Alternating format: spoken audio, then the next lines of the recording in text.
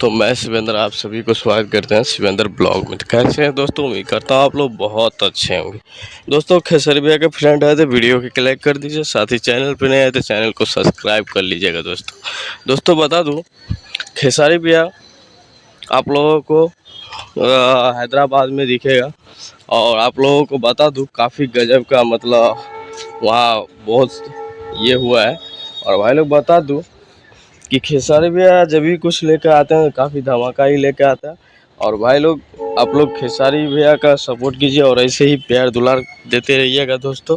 और भाई लोग खेसारी भैया का गाना कई दिनों से नहीं आ रहा है, तो भाई लोग एक फिल्म में इतना बिजी है ना खेसारी भैया, इसके वजह से नहीं आ रहे हैं। गाना सब शूट हो रहा है, थोड़ी सी प्रॉब्लम की वजह से नहीं आ रहे हैं। जैसे कोई पोस्टर रिलीज होता है तो आप लोगों को वीडियो के माध्यम से बता दिया जाएगा। दोस्तों चलते हैं, अगले वीडियो में मिलेंगे फिर से।